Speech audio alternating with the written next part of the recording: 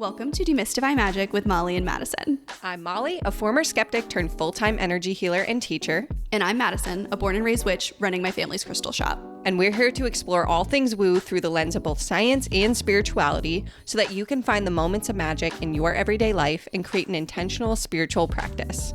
So if that's what you're into, find a cozy spot, take a deep breath, and let's demystify some magic. Howdy doody, bestie.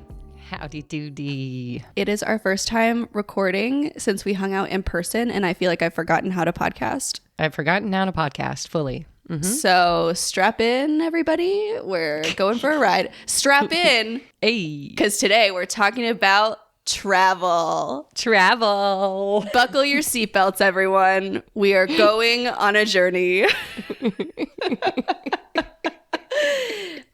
I'm excited to talk about this because I feel like this is my Super Bowl. I do a lot of traveling for work. I feel like I have the airport down to an exact science.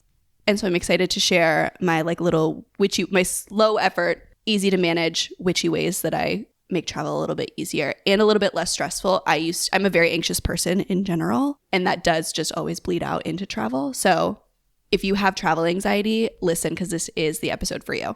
I can't wait. And I just recently traveled, so it's fresh in my mind. But first, Bestie, what was your magic moment this week? Oh, yeah, we do that. The look of sheer fear on your face just for a minute. My magic moment was getting to hang out in person with my bestie and getting to see all your new exciting things that you're building and getting it behind the scenes of Spellcrafter and getting to see you in your element. That was the most fun I've had in a long time. It was very fun. Shout out to Molly, because when we first planned that she was going to come down in January, it was like months before Spellcrafter was even a thought in my mind. And so our original plan was to go to Disney World. Disney. We set the expectation high, and what did we do that day? Molly helped me take product photos for the Spellcrafter launch. We went from Disney World to free labor real quick. You owe me a churro. That's all I'm saying. You got it, bestie. Next January, I'm going to be so chill. I'm going to have so much free time. We can go to Disney World whenever you want.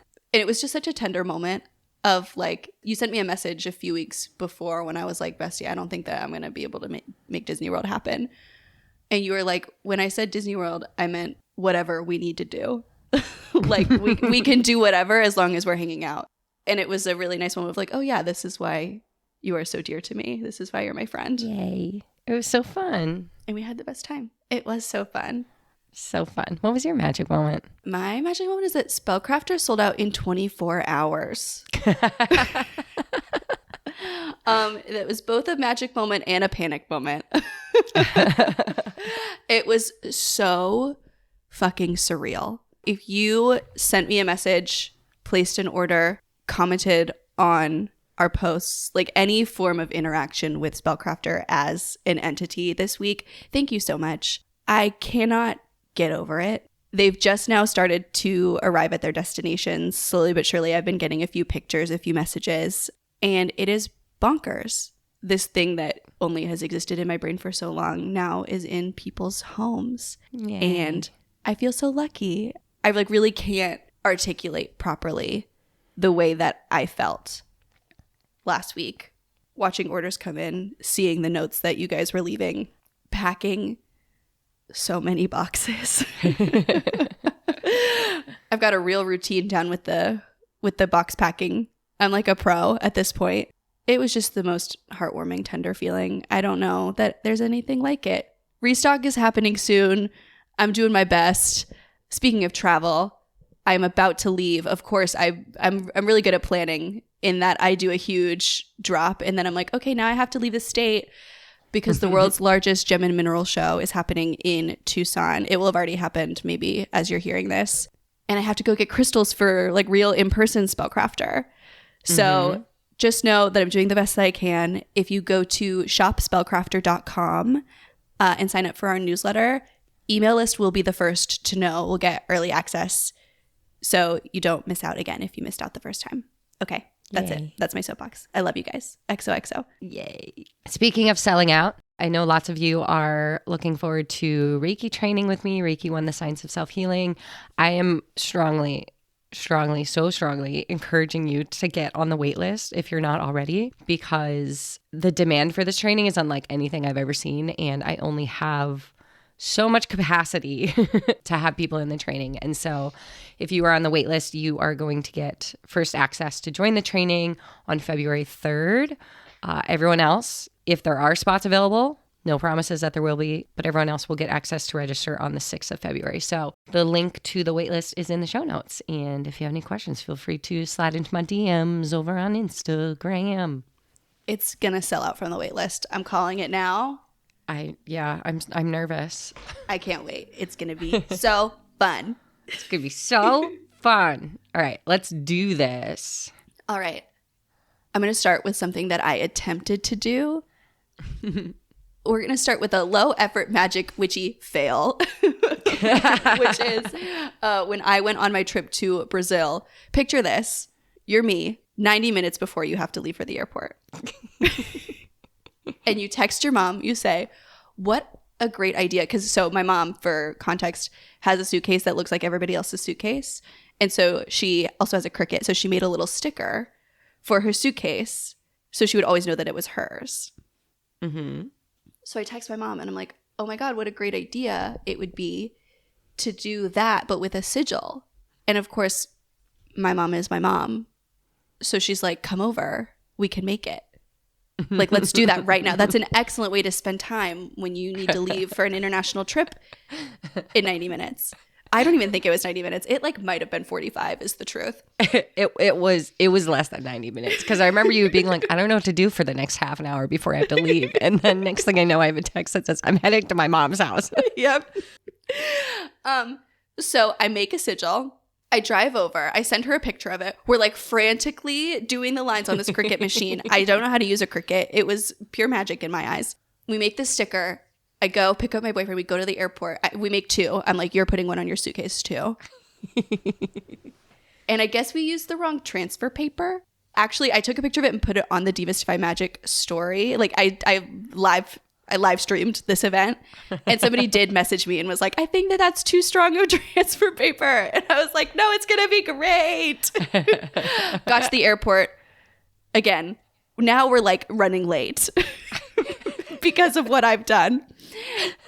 And the sticker would not go on the suitcase. So if you have a Cricut and maybe more than 30 minutes before you have to leave for the airport, I think this is a great idea.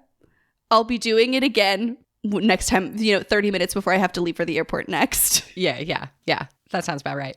But if you don't have a Cricut, this is what I did instead. Just draw a sigil with your finger on your luggage. Boom.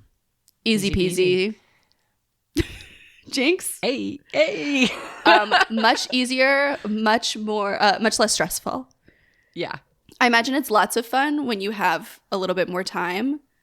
But as it was happening, my mom and I were looking at each other and being like, this is why we are who we are. This was a flight that left at 8 p.m. Yeah. I had all day. I sat. I'm also a kind of person who I buffer. I can't. The worst part of traveling for me is the period in between having finished packing and leaving for the airport, because I physically can't function. Mm-hmm. I am convinced, I think, that I'm going to look up and 6 hours is going to have passed and I'm going to have missed my flight. Mm-hmm. And so I have no choice but to sit and wait to have to leave. That's what I did all day. I sat and waited all day, and then light bulb went off. So I do suggest the finger sigil version if you're maybe in a little bit of a hurry. You could also do it draw it on your luggage tag. Oh, that's a great idea. Pen, yeah, that's also a great idea. You could also just Sharpie the bottom. I had that idea. Yeah, there you go. Because my suitcase is black. Mm. Honestly, it's probably what I should have done, but whatever. Yeah. I can't help, but I can't be someone I'm not, okay? We love it. And now you're going to have to do it for real and show us how it goes. I know, and it'll be gorgeous. And everyone on the plane will be like, who's that girl with that weird scribble on her suitcase? She's so cool. Okay, the next one on this list that we have is one that I am obsessed with all the time, but especially when I travel. I refuse to check my luggage because I know my luggage is going to get lost. And also, I can't be bothered. So I would rather go on a plane with just a backpack for like weeks and weeks and weeks than check a bag. That's who I am as a person. And because I only carry on my luggage, I only get that one Ziploc baggie full of liquids. And of course, those of you who are asking, the snow water made it perfectly fine to Madison. Oh, yes. It made it fine. I made room in my carry-on Ziploc baggie. So that's never true. fear. True love is making room in your Ziploc baggie. So she has her snow water. But the other thing that I will always make room for is my spell oils, which Madison makes. The subtle plug. I had to narrow it down because it was like a new moon when I was traveling. So it's like, I want to bring my new moon, and I want to bring my intuition oil, and I want to bring my serenity oil, and I want to bring my cleanse and protect oil. I wanted to bring all the oils, but I could only fit 2 in my baggie. And I was like, well, maybe I don't need sunscreen. Going to Florida. And so I've narrowed it down to the ones I absolutely cannot live without when I'm traveling. And that is the cleanse and protect oil for obvious reasons. I use that quite a bit on the plane. And the serenity oil, which I've said before, I have one of those oils within 10 feet of me at any given moment. There is one by my bed. There's one behind me right now. There's one in my purse. I've literally finished a bottle of it. That's how much I love it. That is so impressive to me. Finishing an oil roller to me is like finishing a chapstick or finishing a pencil, you know? It's like it's a rarity that is only like once in a lifetime do you finish a chapstick or finish an oil roller. Truly. And people were asking me, because I posted about it on my stories, they were asking me how I use them, which I never realized would be like a question. But what I do with them is the serenity oil I like to rub on the back of my neck, like down either side of my spine. And then the cleanse and protect oil I like to put on my wrists. And I do a little protection sigil and I rub my wrists together and just smell it. And that's my little, like, I set my intention that my energy is protected. And then the serenity really helps me with like anxiety and just stress of travel, helps me kind of like ease into the moment a little bit more. Yeah, cleanse and protect is a big one for me traveling too. So I was recently traveling with a whole ass group of skeptics. And it was so fun. I was like, they were trapped in an Airbnb with me for a week. You know? It's a reality show in the making.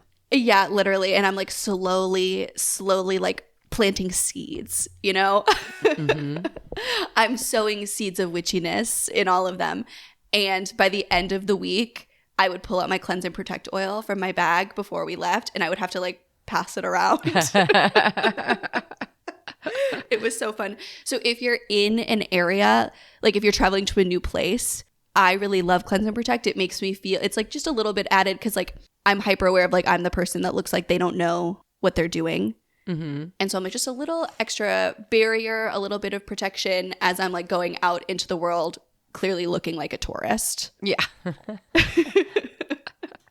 And I like it because I think it's probably my OCD, but I become really hyper aware of the fact that I am breathing the same air as hundreds of people when I'm on a plane, and therefore like stewing and marinating in their energy.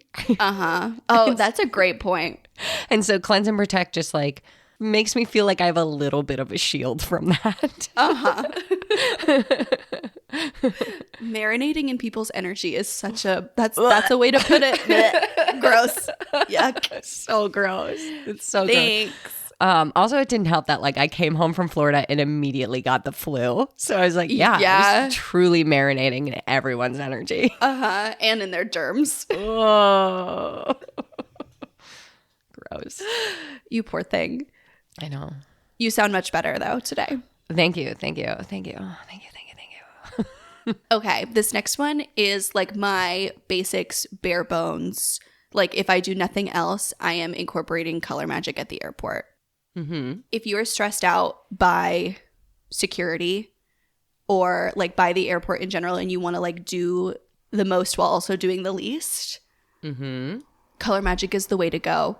Especially like, okay, black is great for protection. most people own a pair of black pants or black leggings or a black t-shirt. What color's your suitcase? Guess. Black. Take one guess. I've got black backpack, black suitcase. So if nothing else, I know that I've got some element of protection. Mm-hmm. Obviously, this works for other things. I know protected is where that's my baseline for the airport, because I know a lot of people have a lot of fear around something happening in a plane. And so this is obviously translatable to like anything. If you want to have a really abundant plane ride, if you want that flight attendant to give you an extra thing of Biscoff cookies, wear some green, you know? If you want to feel more love and tolerance for the humans around you, maybe bring in some pink for some love. I struggle with that in an airport setting. Mm-hmm. If you want to have it, like if you need to work on the plane, bring in some yellow or some orange for creativity. Ooh. Those are just some ideas. Also, you know, blanket statement. We got a lot of messages about this the last time we referenced color magic. If you hear me say that green is for abundance and that does not track for you, what you think is so much more important than what I say in your practice. You know, I'm giving the colors that associate with certain things for me because that's the only frame of reference I have, you know. I can only have my brain. But if you think to yourself, oh my God, no, purple is the color of abundance because that is like a royal color, then purple is for abundance. I think I heard once in Feng Shui, purple is like an abundant color. And I was like, oh, that makes sense. It does, which I love. I always go with blue because I like to be like calm, peaceful, you know? Truthfully, also, you can just create new color associations based on what you wear the most.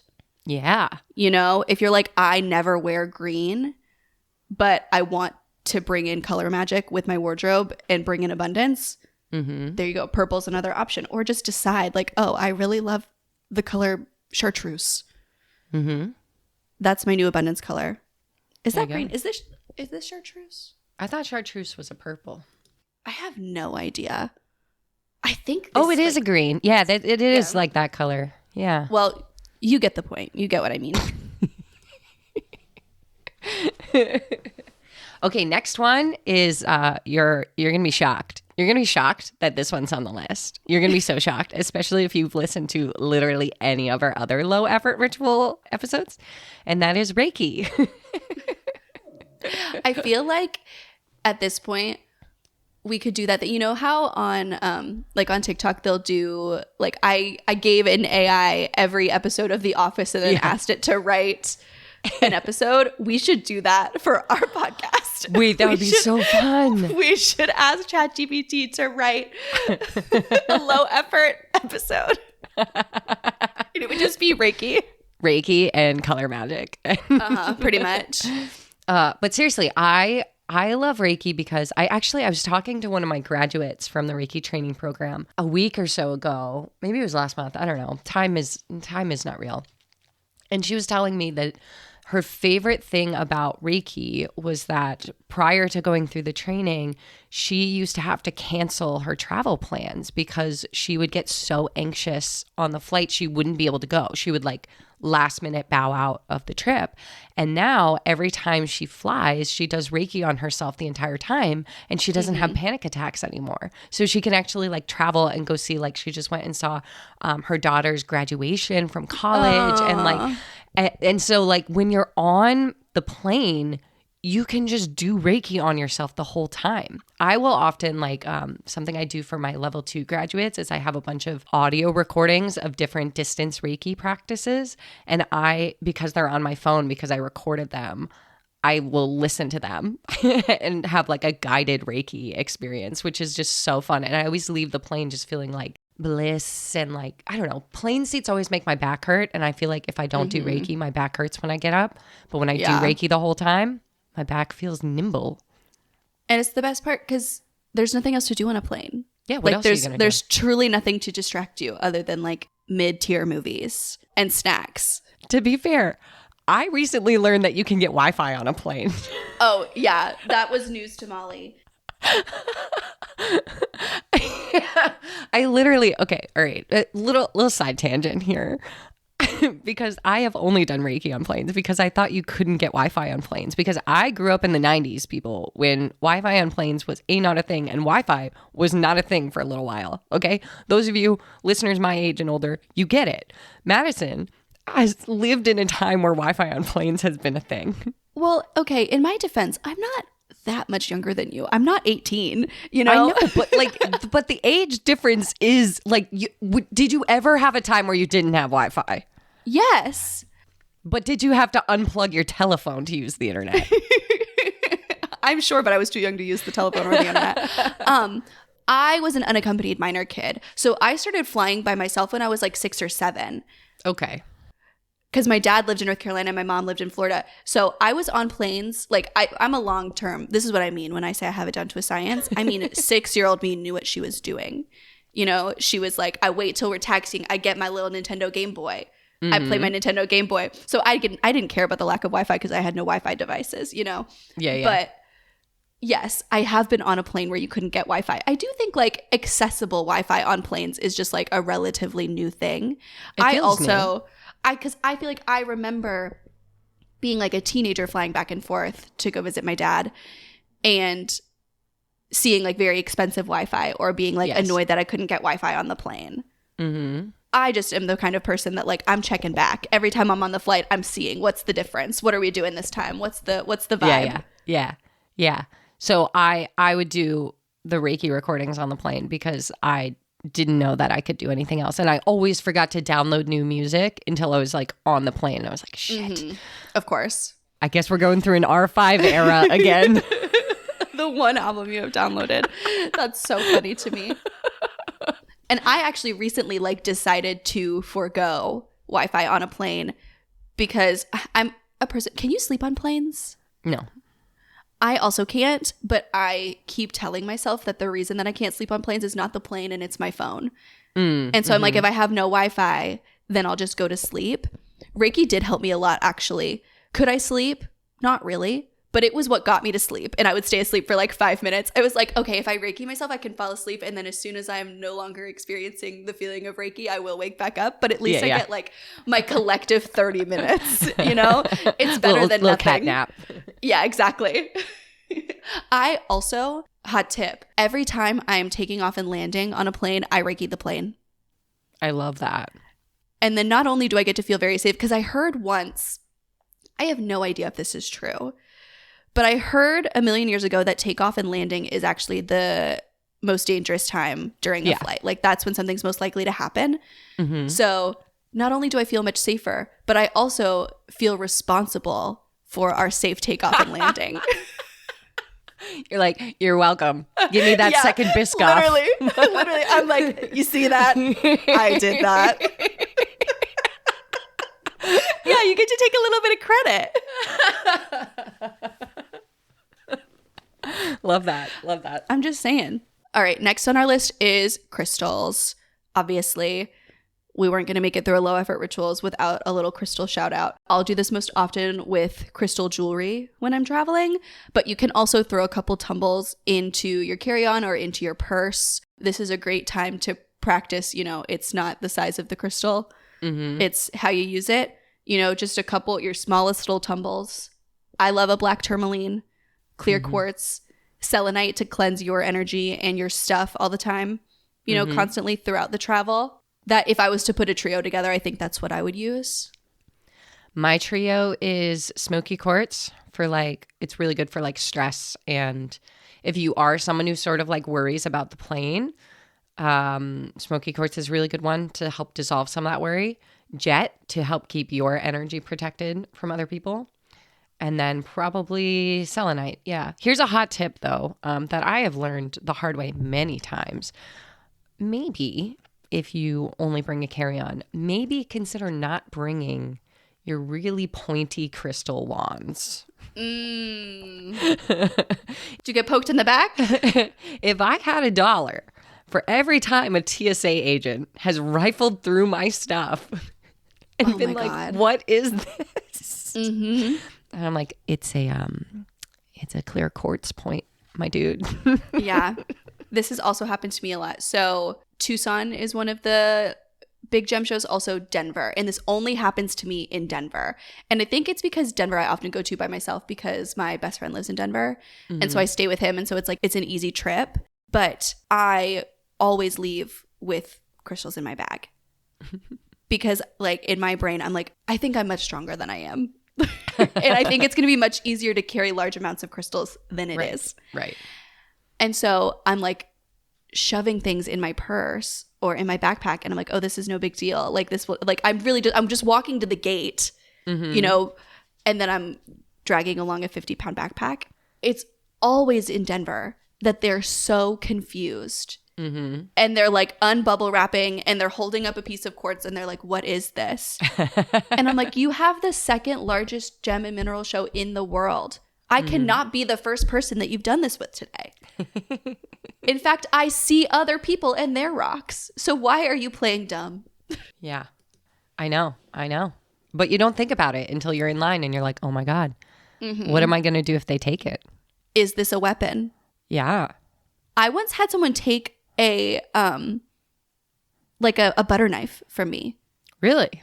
In TSA. Yes, because it was considered a weapon. I used to carry it, and now I don't carry it around with me anymore because of this happenstance. You carried a butter knife with you? It was a little cutlery set, so you wouldn't use plastic cute, cutlery when you cute. got takeout. Yeah. And it was gifted to me, and I was like, oh, this is such a smart thing to have and use. And then I put it in the bottom of my bag and forgot about it. And I probably went through TSA like 3 or 4 times before this happened, but they pulled it out. And the guy was really apologetic.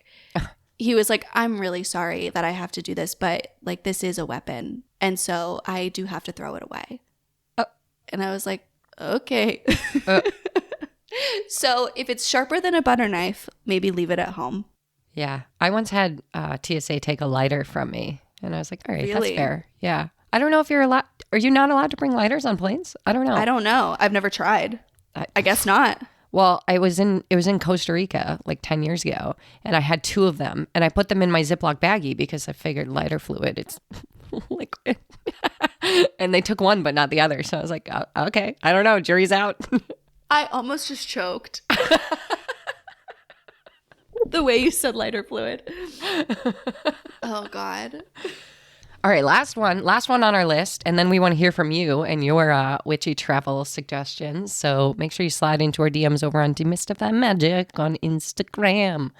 Is just a reminder that I continually forget, but I'm going to remind you, cleanse your suitcase. Cleanse your suitcase. That thing is picking up so much energy. Imagine all the energy on your dirty clothes. What? On your shoes. No. It's gross. It's so gross. I can't. Give it a Yule smoke cleanse. Smoke cleanse, bell, scream at it if you have to. Throw a chunk of selenite in there, close it up, leave it for a couple days. Yeah, cleanse that thing. Cleanse it. It feels so much better. That's a great reminder. I need to pack tomorrow. Also clean it. Wipe it down. Also wipe it down. That is always like, I have the realization really when I get home from a trip, I'm like, I don't want this thing anywhere in my house. Yeah.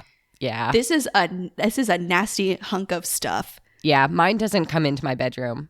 It's still downstairs in the living room. A week and a half later. Yeah. It's hard out here. Listen. Hey man, I've had the flu. You have a free pass from me. You know what? I say you don't have to unpack that thing for another week and a half. I'm just going to leave it packed until I come down for the Spellcrafter opening. Screw it. Excellent idea. You can come do laundry at my place real quick. Oy vey. Did we do it? I think we did it. Any other words of wisdom from our travel savant? Cut yourself some slack, and also cut the people around you some slack. This is me talking to me. We are all just trying to get to our destination in the easiest and best way possible.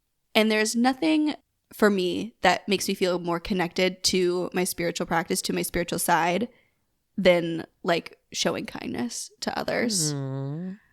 And so, be the best version of yourself at the airport. Yeah. On the highway. Wherever you experience the most travel anxiety, I know for me, I can often lash out a little bit, especially like if I'm in a hurry, in a rush, and I perceive other people as not behaving as how I think they should within the context of my behindness. Throw a little empathy. A little empathy, a little loving kindness. A little love and tolerance. I also think like if you're someone like me who I get very impatient when I travel, the airport or your car or wherever you are, the train, the bus, whatever, perfect opportunity to practice being in the present moment. Hundo P. Also, these tips can be translated to any form of travel. Yeah.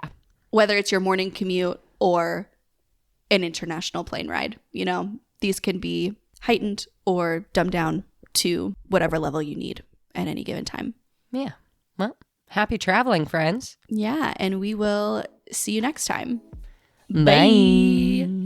Thanks for listening to Demystify Magic with Molly and Madison. If you want to learn more about us, you can find all our links in the show notes. We'd love to know what you think of today's episode, so drop us a review or give us a shout out on social media. And don't forget to let us know your magical moment of the week.